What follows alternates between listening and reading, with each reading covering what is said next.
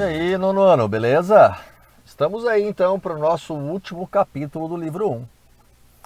Pessoal, capítulo bem tranquilo, tá? Conteúdo que nós já vimos aí ao longo dos outros anos e que vai ser aí basicamente uma revisão de conteúdo, né? Para que vocês possam relembrar, tá bom? Capítulo 4 de Biologia. Então, teoria da evolução dos seres vivos. Pessoal, o material traz de vocês traz como título apenas evolução dos seres vivos. Coloquei teoria porque nós temos que lembrar que isso são apenas teorias, né? Nós temos evidências que mostram que a evolução parece ser um caminho que explica a origem das espécies. No entanto, nós não podemos afirmar que isto é uma lei, né? Então, nós temos que lembrar que essa teoria, ela hoje é aceita, assim como outras teorias foram aceitas e são aceitas ainda. E assim como outras teorias foram aceitas e foram refutadas, ou seja, foi-se provado que elas são falsas. Não estou dizendo que a teoria da evolução é falsa, mas nós temos que lembrar que é apenas uma teoria como tantas outras, certo? Aqui nessa imagem eu quis ilustrar o que para vocês? Que todos os grupos que têm um parentesco muito próximo, como por exemplo os vertebrados, né? Todos os vertebrados aqui, eles têm a sua história evolutiva aparentemente contada no seu processo de desenvolvimento. Também uma teoria que é muito forte dentro da biologia. Por que o professor fala isso? Porque olha só, como eles são semelhantes nas primeiras fases de desenvolvimento e depois ocorre uma diferenciação.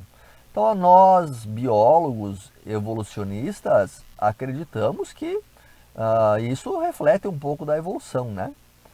Mas é apenas uma teoria, né? Nós não sabemos se isto é realmente o que aconteceu, beleza?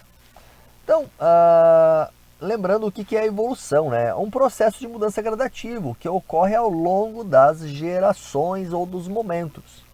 O termo evolução pode ser usado para várias coisas, mas na biologia, na origem de espécies, nós falamos que é um processo de mudança gradativa que ocorre ao longo das gerações sucessivas, certo? Então, o nosso entendimento inicial começou lá no criacionismo, né? Nossa origem de pensamento de como é que essas espécies surgiram começou lá com o criacionismo, onde essa teoria teria como explicação Deus como sendo o criador de todas as coisas. Após nós concebermos isto, o homem então evoluiu um pouco mais no pensamento e estabeleceu o fixismo. O que é o fixismo? Bom, se Deus criou todas as coisas, então nós temos, as coisas são fixas, elas são imutáveis, ok? Isso é o fixismo. É claro que isto não vem de encontro com o que nós vamos tratar aqui, que é a teoria da evolução, certo? Mas eu não posso afirmar que isto é incorreto também, né? Porque são todas teorias. Então, ambas corretas a princípio e demandam de maiores aí, esclarecimentos. Bom, e dentro da teoria da evolução, nós veremos aqui algumas teorias que explicam essa teoria da evolução. Então a redundância ela é proposital, tá? Para vocês verem que tudo que nós vamos ver aqui são derivações de uma teoria. Então são teorias que tentam explicar a teoria que é mais aceita, que é a da evolução, ou seja, aquela que nós vamos trabalhar nesta aula, beleza? Então, a partir de agora nós veremos subteorias da evolução das espécies. A primeira, pessoal, é o lamarckismo. Então, o Lamarck, ele observou que as espécies elas eram diferentes e ele elaborou algumas teorias que explicam essas diferenças, que explicariam a origem das várias formas. A teoria inicial dele é a teoria do uso e desuso. O que ele pensou? Bom, se uma girafa tem um pescoço curto e ela usou muito esse pescoço ao longo da sua existência para buscar coisas mais altas, ela teria então desenvolvido o seu pescoço. E ele foi aumentando ao longo das gerações. E, claro, cada vez que aumentava um pouquinho, essa característica era transmitida então para outras gerações. A teoria da transmissão das características adquiridas, ok? Então, quanto mais você usa, mais isto cresce e isso é então passado para outras gerações. O contrário também é válido. Se você não usa, isso regride, né? Atrofia. Então, você acaba perdendo essa característica e isso também é passado para gerações futuras. Isso é Lamarck, tá, meus queridos? O Darwin, por sua vez, o Darwin, bem novinho, 22 anos, fez uma grande viagem aí no HMS Beagle, saiu lá da Inglaterra, passou aí pelas ilhas do Atlântico, chegou ao Brasil, costeou aí a América do Sul, cruzou, passou Galápagos e veio à Austrália, ponta a ponta, retornando então para o Brasil e depois retornando então para a sua terra natal. Então essa viagem aí no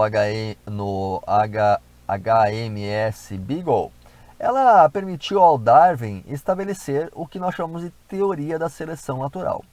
Então o Darwin, quando voltou, ele escreveu um livro chamado Sobre a Origem das Espécies por Meio da Seleção Natural. E o Darwin afirmava que as espécies, pessoal, elas eram pressionadas pelo ambiente. E este ambiente ia selecionando aquelas características que eram favoráveis, ok? Então, se houvesse aí uma vegetação que foi selecionada pelo fogo, queimou o fogo queimou a vegetação, ficou só os ramos mais altos. Então, os indivíduos que tinham já a característica de altura acentuada, eles eram selecionados, e os outros morriam. Tá? Então, o ambiente ele selecionava os indivíduos. Essa é a teoria do Darwin. Comparativamente, essa figura aqui é importantíssima, tá, pessoal? Está na página 382. Comparativamente, então, o Lamarck e o Darwin trazem coisas que explicam a evolução das espécies. No entanto, o Lamarck dizia, as girafas então tinham comida em cima, então elas cresceram o pescoço e essa característica foi sendo passada de geração em geração até elas crescerem bem. O Darwin disse que apenas as girafas de pescoço comprido, por ter vegetação alta, depois do fogo, por exemplo, poderiam ser selecionadas e as de pescoço curto morreriam, né? Não é bullying com os baixinhos, tá? Foi o que Darwin e Lamarck promulgaram nos seus trabalhos. Valeu? Pra frente! E hoje nós temos uma coisa chamada de neodarwinismo, que está relacionado ao DNA. O neodarwinismo, ele parte dos princípios de Darwin de seleção natural, no entanto inclui aí as vertentes do DNA. O DNA determinante de características, que nós já vimos inclusive, né? Essas características que estão aí no nosso código genético, elas são selecionadas, né? Então se você tem lá a característica de DNA de pescoço comprido na girafa, essa característica, quando ela é selecionada, ela é passada para a geração futura, beleza? E quem é selecionado, então se reproduz e mantém que essa característica ao longo das gerações. E esses descendentes que herdam, eles então mantêm essa característica e, claro, vão trocando essa característica com outras de outros indivíduos através do crossing over, que nós já estudamos aí nas nossas aulas passadas, que permite então essa diversidade genética, né? Então isso aí é o neodarwinismo. E para explicar essa história evolutiva, os biólogos, né, criaram uma sub-área chamada de filogenia, que é a área que estuda as ligações entre as espécies. Adorei essa figura do livro de vocês. A árvore filogenética, né? Então, de acordo com as semelhanças e as diferenças, as espécies vão sendo agrupadas e então se cria essa estrutura, né? Notem aqui que todas estas espécies que estão nesta árvore, elas possuem uma coisa chamada de ancestral comum. Tá aqui, ó, tá? Todos.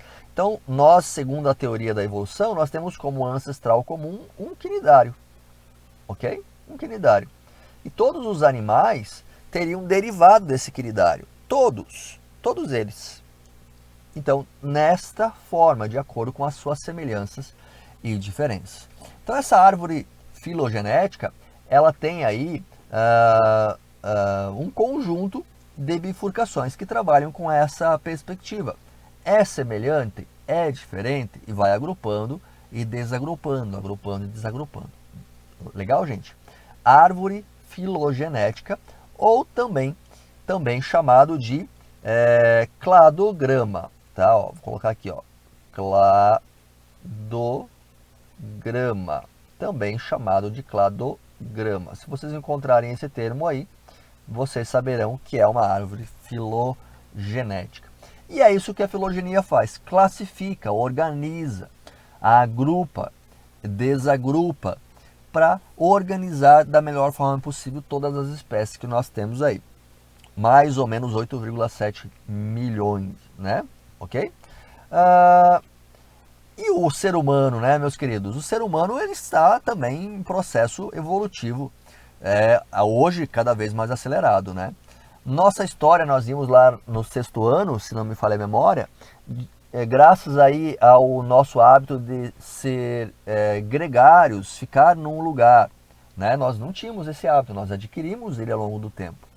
De ser sedentários, nós então conseguimos melhorar aí a nossa agropecuária, ela ser muito mais eficiente. E a disponibilidade grande de recursos fez com que nós pudéssemos então ter mais tempo para desenvolver nossa cultura, certo? Escrita, falada, repassar essa cultura de uma geração para outra. E isso fez com que nós conseguíssemos então nos estruturar muito melhor e evoluir cada vez mais, até o ponto das tecnologias, que hoje fazem a gente evoluir assim, ó, loucamente. A gente evolui de uma geração para outra muito rápido, de forma muito acelerada. Eu pensava sobre isso hoje, né? Como vendo uma senhora bem idosa, como essas tecnologias acabam aproximando mais as pessoas, mas nesse passar muito rápido de tecnologias novas, nós também temos aí um certo distanciamento, né? Porque essa evolução rápida das tecnologias também permite que algumas pessoas que não têm um acesso rápido a essa informação, diferente de vocês que são novos, acabam ficando um pouco mais distantes aí de uma galerinha que está, né, comendo tecnologia, está comendo informação, o que é bom, né? O que é bom. Mas a gente tem que lembrar de sempre participar essas pessoas que são um pouco mais velhas, que têm um pouco mais de dificuldade de compreender essas tecnologias, já que o objetivo é incluir e não excluir, né? Essa evolução rápida nossa deve lembrar disso, de sempre incluir, porque essas pessoas mais velhas, elas têm aí um monte de coisa que é importante para os mais novos aprenderem. E o momento de ensiná-los é o momento de aprender com eles também. Legal? Beleza, gente? Então, revisão basicamente, aí vocês viram sobre a história evolutiva. Recomendo a vocês darem uma lidinha no texto, no chat aí. Nós podemos tirar dúvidas sobre alguma coisa que ficou para trás, mas se precisarem também no chat, eu posso atender, legal? E deixo aí para vocês os exercícios destas páginas 384, 385, 391, 395, 396 e 397. Daqui a pouco falamos no chat. Abraço do professor Alcides e até mais.